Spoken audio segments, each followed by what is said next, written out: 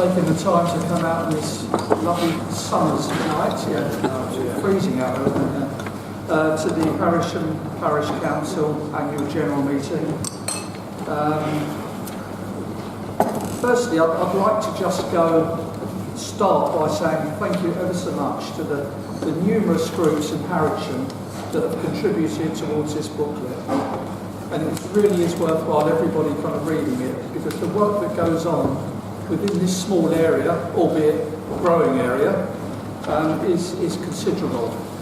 And I'd also like to thank you, my members around this table as well, for their contributions to this booklet. But thank you ever so much, everybody. And if at the end anybody would like to say anything or mention anything about their own little group, then you're more than welcome to do so, time permitting. It's been quite an amazing year. I mean, I came on the scene halfway through the year, and numerous pieces of work have been done by them, and the actual format of the committee is slightly different to what it was 12 months ago. I think there's fewer of us now. But no, things have progressed, and there's still a lot of work to be done. And the major issue that we are working on as a parish council is still the development of Harrietsham and what is going on sort of here locally. I mean, some of you was at the appeal just recently for Bell Farm South, and you will see the work that actually goes on behind the scenes from Parish Council and the efforts that we have been to well, if I was to say regulate or try and stop some of the developments that are being thrust upon us by developers. I mean, we have accepted quite a few new homes to be built here. Some of them we've actually appealed against and we've lost the appeal, but we're actually kind of feel that we could be in danger of losing a village identity if it continues. I mean, our infrastructure, sorry, this is not a rant, this is just general, the way that I feel and the things that have been going on since I've taken office. We are very, very much struggling with the school places. In fact, I spoke to a chap at the weekend that said that he was looking forward to moving from Parkwood to Harrietsham because the kids, his two children, would get better schooling here than what they got there. And I'm thinking, well, that's just one person that is going to be moving into a house that isn't yet completed. How many other people like that are also going to be moving here because their children want better schooling? I didn't have the heart to say to him that the school is full at the moment. And, you know, I mean, one of the things he said, but you're going to double the size of the school, aren't you? And I just said, well, are we? Yeah. Because there's certain decisions that people have been talking about that actually haven't been made. We've got a doctor's surgery that's starting to creak. There's a lot of new people moving in, and they deserve the same treatment as what we're getting at the moment. The only thing is it's going to take a little bit longer to get seen. So there's all these different things that we've got behind the scenes. We are aware of it. We get lots of correspondence and personal visits and telephone calls to ask us what's going on. The answer to most of those questions is we don't know at the moment, but what we are doing is what we feel is best for this neighbourhood. And as far as I'm concerned, personally, we don't need any more development, and we will fight development until we get into a position whereby we get overturned, and that does occasionally happen. So please bear with us, but that's been the baptism of fire that I've inherited, and I would just thank you very much for the support that a lot of you here that have actually given us in that particular fight. I was looking back at actually some of the matters arising, and I did notice on one of them that the defibrillator, which that work is still happening, and it's obviously we've got to get them placed, but we certainly haven't forgotten that from last year. As I say, it's been a very, very sort of interesting year, but just thank you to everybody for your efforts and work, and just please keep it up. Before I go on to the next part, I would like to just look at last year's minutes and just ask the committee if they've looked through all of the minutes, they understand them apart from the DFID bit. And could I have somebody to, Janetta's going to propose, and if I can have a second on that as well. Thanks, Glenda. And all those in agreement? Well, I wasn't there, so yeah, it's all agreed who was there. Yeah, so.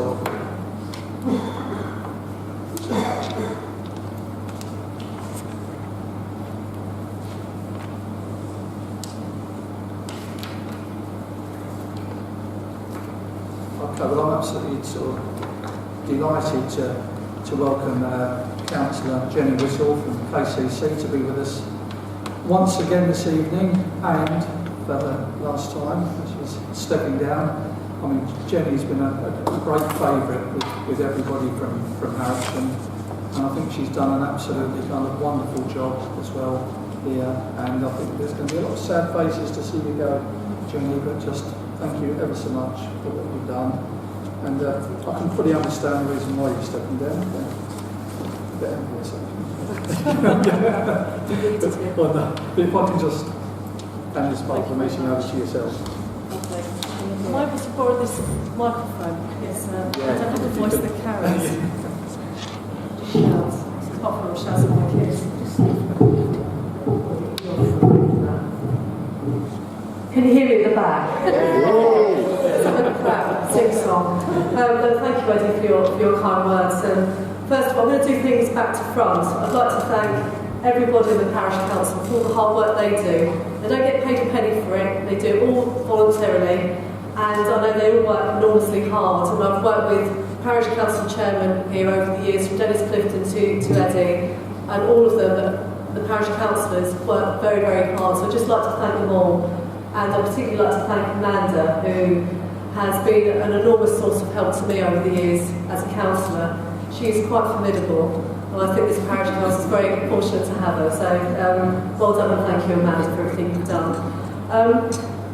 I decided to stand for KCC a year after my daughter was born. In fact, I was chosen as the Conservative candidate for Maidstone Borough Release to my daughter's first birthday, and I really had no idea what I was taking on. I thought it would be a few hours every week that I could work alongside raising a child, and my God, I was wrong. But the place KCC, and working with so many people at KCC and across the 15 parishes in the division, has been enormously rewarding on a personal level.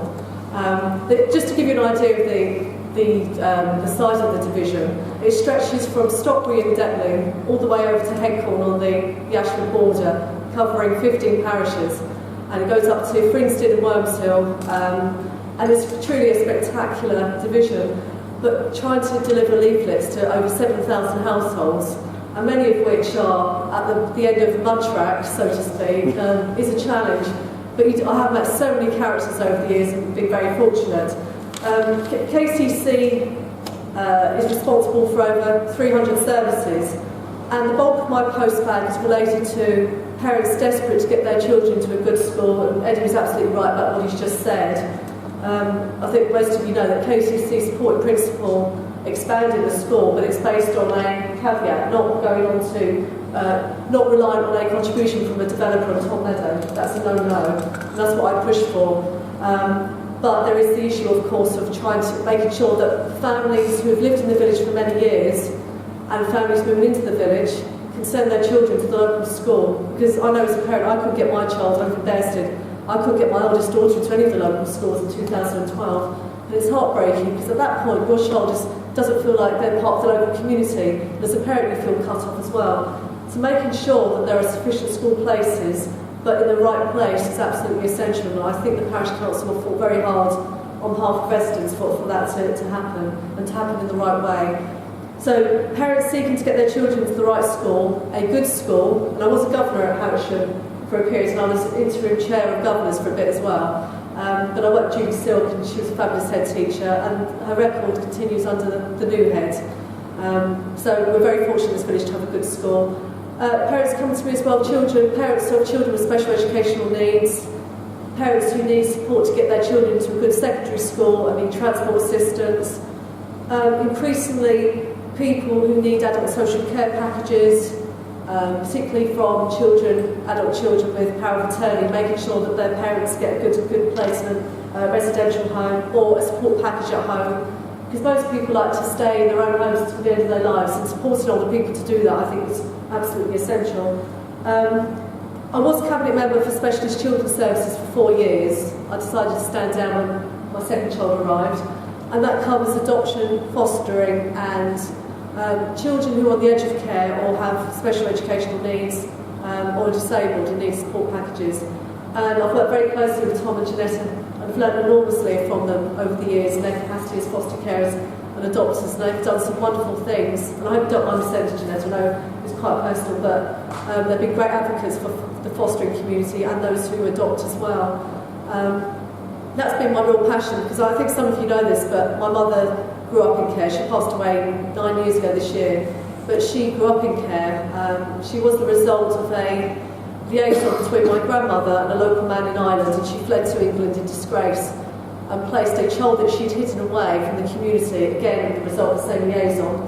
An 18-month-old and my mother as a newborn, placed them both into a children's home in West London in 1948. And my mother went through a series of children's homes and fostering breakdowns, and she was placed with an adoptive couple and they placed her back into care. So she had a very traumatic time growing up in care. So I do think that foster carers are the true, and adopters are great heroes. And there'll be a number of you in this room who will know somebody who's adopted, has fostered, or perhaps you've been adopted yourselves, but there are so many people you bump into who have a story about this, and I take my hats off to those who are involved. But that's something that's been very close to my heart. But as a KCC councillor, again, like I said, the bulk of the cases relate to parents want to get their kids into a decent school. The other big issues in the post-back have been HGVs going up inappropriate rural lanes and getting stuck. Fairbourne Lane being the key example. I worked with residents a few years back to get a build-out scheme at the bottom of Fairbourne Lane to try and deter HGVs from going up there. It reduced the problem, but it didn't eliminate it, and we know there are still lorries going up there flouting the advisory signs and the weight limit signs, and going up there and caused significant damage to the medieval pond that, as I understand it, was listed in the Doomsday Book. Unless you man these lanes 24/7 with policemen and women stopping these HGVs, and you have to stop them in situ, is very, very difficult, but there has to be some kind of solution. KCC are working with the Freight Transport Association, the Dover Harbour Board and other bodies to develop a sat-nav system that lorries will have to adopt to stop them using these lanes. But I know my successor, whoever that is, will seek to put pressure on KCC to make sure that the focus isn't lost on that. But that is a big issue. You won't be surprised to hear this, but the state of the roads and Church Lane, am I right, just off the top of my head, there's been and Amanda reported Get Kent Highways to do something about that, as well as speeding on that lane is a top priority. Church Road, Church Lane. But yeah, potholes is a big issue, and KCC are undertaking a pothole blitz at the moment. But to be quite candid, I think we'd have to increase council tax significantly to make sure that every road was properly resurfaced. So I'm not going to try and pull the wool over your eyes. I know that many of our roads need a proper and decent repair, but the council just doesn't have the funding this time to do what really is required. And I've got concerns about the quality of some of the repairs that are done, and why potholes left out is the biggest issue when some of them have been done. KCC would only repair safety critical potholes to try and stretch out the thin budget they have. But the common sense, and I can see it all in your faces, I think fix the hole whilst it's still pretty small, and then you want to come back and fix it with safety critical. Absolute common sense. It's something I've been banging my head against a brick wall for many years. But I know my success will continue the good fight. So, but yeah, they're the biggest issues that have come up in the post bag. I would like to thank as well all of those that were involved in the War Memorial project, led by Mike Bishop, Jill Bishop and others. I thought that was fantastic, and the way that reined in the pupils at the primary school to learn about men and women, or men who had gone out to fight in the war and never came back. And that sense of identity in Harrietsham as a village, I thought was fantastic. And I've not seen that done anywhere else. So I used some of my member grant to support that project, and I'd very willingly do that again if I stood for re-election. But that to me was something that was very, very special, and something the village should be very proud of.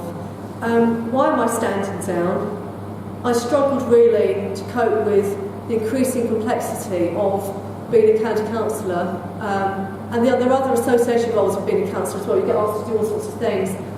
I'm a feast or famine person, and when my second child arrived 2.5 years ago, I think I struggled with that balance of being a good mum and being a good councillor. And if you're going to do this role with all the challenges like Eddie outlined with infrastructure and housing and making sure that Harrietsham is protected, because there is the Bell Lane appeal that we just had, you need somebody who's going to do this full pelt. And I'm sure whoever's elected next will do that.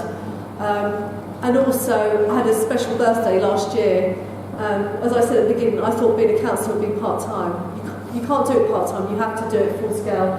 And in order to be able to go back to work again, and be a mum and to be a good councillor, I could do all three. But it's been, and I'm not just saying this, it's been an enormous privilege to be county councillor for this division. I've met some incredible people, some great characters along the way. I am increasingly concerned about people and the housing situation. I think there is an increasing problem with housing and the lack of it, particularly in the social rented sector for young families and older people as well. Older people who are struggling on fixed incomes, having to pay a large... I met a lady recently who's half of her income, and she saved all her life, but half of her income is going on paying her rent. And she said, I'm stuck in my flat all day. There's nothing I can do because I can't afford to I have no disposable income to be able to enjoy leisure activities. And she was increasingly depressed. And helping to support people like that lady, I think, is absolutely critical for all of us. Because you notice, whichever political party you're involved in, you're knocking on doors. Increasingly, with each election, I'm seeing a growing number of older people in particular who are at home and haven't seen a soul for days. And in Harrietsham and Lenham are particularly close-knit communities, and you don't see so much of that here. And I'm not just saying that, but there's lots going on in the community. But you can go out to other villages, not so far from here, where isolation and loneliness is really increasing. And I think that is spurring on things like dementia and other conditions which perhaps be avoided, or not so much of it, if people were more active and socially active. But in areas, in villages like Harrietsham and Lenham, where you've got that very strong community network, you don't see so much of that. Touch wood. But just a big thank you to all of you for coming out tonight. I hope you enjoy the tea and coffee afterwards. It'd be lovely to have a chat with you before I go. And to thank everybody on this council, come back to how I started, for all your voluntary service and hard work for the community. Thank you again.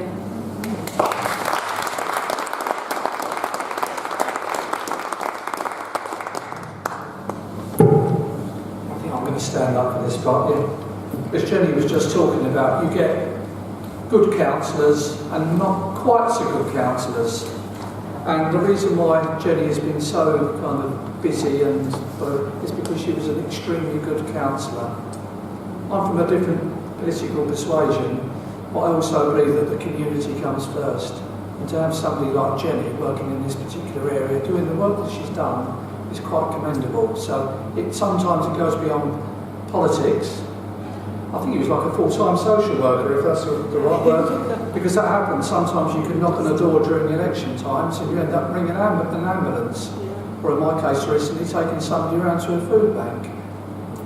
And these are the types of things that are, we're quite fortunate here. I won't say everywhere in Harrietsham, but we've got it a lot better than most. But as I say, the councillors can sometimes be put up to be shot at. But believe me, the good ones that are out there are doing an absolutely tremendous job, and sometimes at the risk of upsetting one or two things that actually happen in their own homes because they have to be committed. But I'm sure that whoever takes over from Jenny, if they do 50% of that job as well as she has, I'd settle for that. So thank you ever so much. And on behalf of Harrietsham Parish Council, I'd like to wait for it.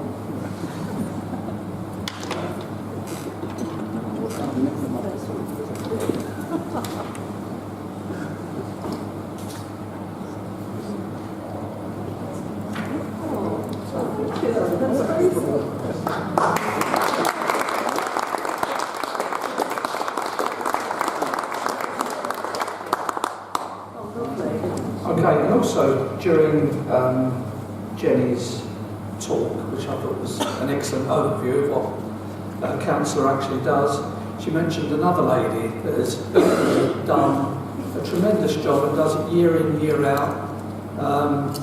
Probably takes quite a lot of grief from us, telling her what we think and what we don't, and she comes back and often puts us right.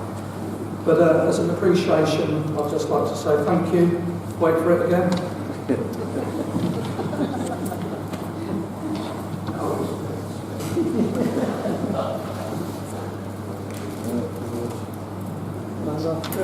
Thanks from everyone at home.